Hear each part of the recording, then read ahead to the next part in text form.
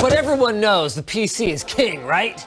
To prove it, we set out to build a gaming PC for $500 that can beat the Xbox Series X and put those console peasants in their place. Or easy things to overlook because you're so excited you're building your new computer.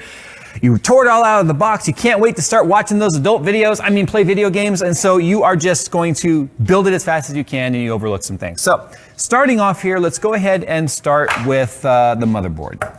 Look at they've already got an Intel bracket on here by default right out of the box. That's favoritism.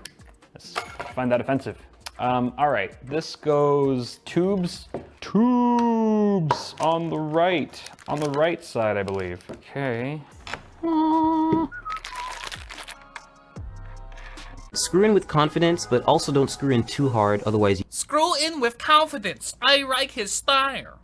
My advice is to either wait for the card you want to be in stock or drop in price, or if you are on a tighter budget, don't mind a bit of used market bargaining, but want the best that this PC in its stock state can handle, try and find a GTX 1650 or RX 570. So basically, if the games support perfect cores, or at least basically perfect separation of thread load between 6 cores 12 threads versus 4 cores 8 threads, then that game is going to see a benefit providing your GPU's not getting maxed out on the 6 cores 12 threads.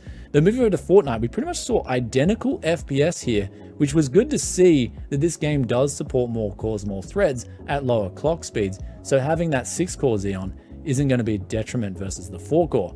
With the GT 1030, oh my god, please, god damn it, these bots, man, they always come after me, and they're really persistent. Look at them, they're still coming. Oh my god. Okay, I really want to see the FPS inside of a bush though. So we need to do that. It's a little bit like that scene from the Avengers where Loki just gets his salad tossed all over the room by the Hulk. Maybe I remember that scene incorrectly, but anyway, the gaming performance is insane. When looking at these couple of gaming benchmarks, you're getting above 120 frames per second average at ultra settings with most of these games. Well, not with Crysis Remastered, but we all know whose fault that is.